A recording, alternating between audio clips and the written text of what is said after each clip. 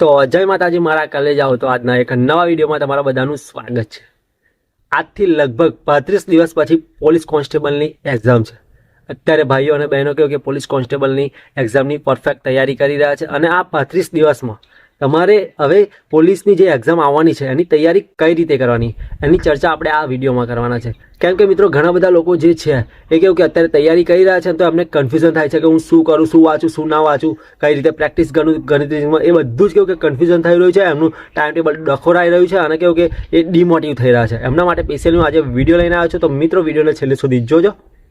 તો મિત્રો સૌથી પહેલાં આપણે વાત કરીએ તો રિવિઝન તમારે કઈ રીતે કરવું। જો તમે રિવિઝન કરતા હોય તો અત્યારે કંઈ પણ ટોપિક નવો ના પકડાય, મતલબ કે જેટલો બી સિલેબસ તમારાથી અત્યાર સુધી પૂરો થયો છે એના ઉપર જ રિવિઝન કરવાનું। હવે અત્યારે જે 35 દિવસ રહ્યા છે એમાં તમે કંઈક બી નવો ટોપિક કરવા જશો ને તો લગભગ 3 થી 4 કલાક અને કેવું કે 1 થી 2 દિવસ બીજા બગડી જ જશે એક ટોપિક કરવામાં। એટલે કે મિત્રો 1-2 ટોપિક અત્યારે છૂટી જશે ને તો ચાલી જશે, પરંતુ તમે જે તૈયાર કરેલું છે એમાં જો રિવિઝન ઓછું હશે ને તો તમને એક્ઝામ જ્યારે હશે ને ત્યારે એમાં બહુ ઇમ્પેક્ટ કરશે। એટલે મારા કરી જાઓ, અત્યારે આ 35 દિવસમાં સૌથી વધારે થાય ને તો તમે રિવિઝન કરો, જેના લીધે કેવું કે જેટલું રિવિઝન સતત થશે ને એના લીધે તમને કેવું કે રિમાઇન્ડિંગ થશે, સતત યાદ રહેશે અને યાદ રહેવાના કારણે તમારી એક્ઝામ બી સારી હશે અને એક્ઝામ ટાઈમે જે તમે વાંચ્યું છે એ સારું એવું યાદ આવશે।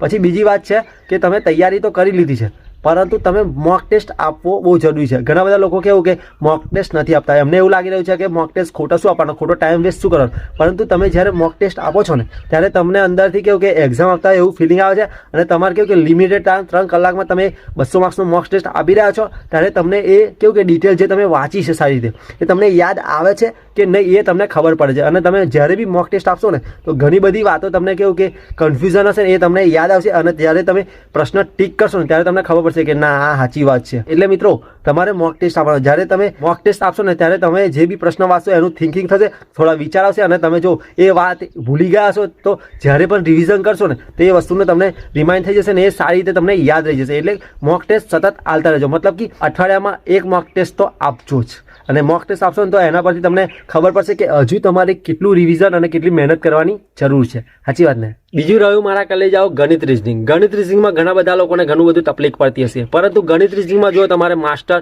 સારું એવું ગણિત રીઝનિંગ તમારે શીખવું હોય તો તમારે એમાં પ્રેક્ટિસ જ કરવી પડશે। તમે ગમે તેટલા વિડીયો જોશો, ગમે તેટલી શોર્ટકટ શીખી લેશો, પરંતુ જ્યાં સુધી તમે સતત પ્રેક્ટિસ નહીં કરી હોય ને ત્યાં સુધી તમને પ્રશ્નમાં ખબર નહીં પડે અને પ્રશ્નમાં ખબર નહીં પડે ત્યાં સુધી તમે પ્રશ્ન સારી રીતે ગણી નહીં શકો। ઘણા બધા પ્રશ્ન એવા છે કે જેમાં શોર્ટકટની બી જરૂર નહીં પડતી, ખાલી તમે જો પ્રેક્ટિસ વધારે કરેલી હોય ને તો ફટાફટ તમે ગણતરી કરી શકો। અને કેવું કે ગણિત એવી વસ્તુ છે એમાં તમારે શોર્ટકટ નહીં કરવાની, એમને કેવું કે પૂરેપૂરું પ્રોપર કોન્સેપ્ટ જે છે ને એ સમજી લેવાનું। જો તમે કોન્સેપ્ટ સમજી જશો કે તમને ખબર પડી જશે કે પ્રશ્નમાં શું માગ્યું છે તો તમે ફટાફટ જે સીધી રીત છે ને એ રીતે જ તમે જવાબ લાવી શકો, તમને શોર્ટકટની પણ જરૂર નહીં પડે। પરંતુ તમે પ્રેક્ટિસ નહીં કરી હોય તો તમે શોર્ટકટના ચક્કરમાં જ્યાં ત્યાં ભટકતા રહેશો, જો ત્યાં ફોફા મારતા રહેશો, જેની ત્યાંની વિડીયો જોતા રહેશો અને પછી છેલ્લે જ્યારે એક્ઝામ આવશે ત્યારે તમારું કેવું કે જોઈએ એવું રિઝલ્ટ નહીં આવે। એટલે મારા કલી જાઓ, અત્યારે 35 દિવસ છે, દરરોજના 1-2 કલાક ગણિત રીઝનિંગમાં આપો અને કેવું કે દરરોજ પ્રેક્ટિસ કરતા રહો। જેને ગણિત રીઝનિંગ થોડું વધારે કાચું છે એ થોડો વધારે સમય આપો, પરંતુ એવું ના થાય કે તમે ગણિત રીઝનિંગમાં વધારે પ્રેક્ટિસ કરો અને જે પાર્ટ બી છે એમાં જ ઓછા માર્ક્સ આવે। એટલે મારા કલી જાઓ, પાર્ટ એ બી જેટલો જરૂરી છે ને એટલું પાર્ટ બી પણ જરૂરી છે। એટલે બંને પાર્ટ ઉપર બરાબરનું ફોકસ આપજો, બરાબરનું ધ્યાન આપજો। એટલે મારા કલે જાઓ, પાર્ટ એમાં ગણિત રીઝનિંગમાં પ્રેક્ટિસ કરશો તો તમે ગણિત રીઝનિંગમાં સારા એવા માર્ક્સ લાવી શકશો અને જેટલું થાય એટલું પાર્ટ એ અને પાર્ટ બી બંનેમાં ફોકસ આપજો। કેમ કે 35 દિવસ છે, 35 દિવસમાં બધું જ રિવિઝન કરવું જરૂરી છે। જેટલું પાર્ટ એ જરૂરી છે એટલું જ પાર્ટ બી જરૂરી છે, કેમ કે પાર્ટ બીમાં જો વધારે માર્ક્સ આવશે તો તમે મેરિટમાં સારી રીતે અને કેવું કે ટોપ લેવલમાં આવશો। અને મિત્રો અત્યારે કેવું કે છેલ્લો સમય રહ્યો છે તો ઘણા બધા લોકો કેવું કે બોખલાઈ ગયા છે અને કરંટ અફેર કરી રહ્યા છે। તો કરંટ અફેર કેવું થયું છે ખબર તમને?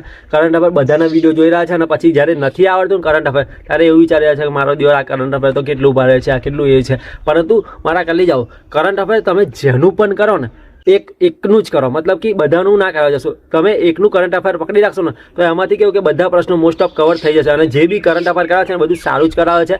એટલે કેવું કે બધાના વિડીયો કે બધાની ચોપડીઓ લાઈને આપણે વાંચવાની જરૂર નથી, જેનું બી કરો એકનું પકડી રાખો, સાચી વાત મારા કલે જાઓ। જો તમને સતત એકનું એક રિવિઝન થશે ને તો સારું એવું આવડશે। અને મિત્રો પોલીસ કોન્સ્ટેબલમાં 15 પ્રશ્નો કરંટ અફેરના આવશે ને એમાંથી 12 જેટલા પ્રશ્નો બી આવડશે ને તો બી તમારું કેવું કે કરંટ અફેર કરેલું સફળ થશે. એટલે મારા કલે જાઓ જેનું બી કરંટ અફેર કરો, ગમે તે એકનું કરો, બધે કેવું કે જ્યાં ફોફા ના મારશું. અત્યારે સમય બહુ ઓછો છે, જો ફોફા મારવા રહેશો તો જે પરફેક્ટ એક વસ્તુ જ કરતું હશે એ લાગી જશે અને તમે રહી જશો. એટલે પછી પાછળથી રિગ્રેટ કરવા સિવાય કંઈ જ નહીં રહે. એટલે મિત્રો અત્યારે તમને હું સલાહ આપી રહ્યો છું કે જે બી કરો એક જ કરો અને અત્યારે સતત રિવિઝન ઉપર ધ્યાન આપો અને કરંટ અફેર બી કરો તો કેવું કે એકલું જ કરો અને એમાં જે કર્યું એના ઉપર જ કેવું કે સતત રિવિઝન કર્યા કરો, જેના લીધે કેવું કે સારું એવું તમારું રિવિઝન થાય અને સારું એવું તમને આવડે. અને મિત્રો સૌથી મુખ્ય વાત PYQ.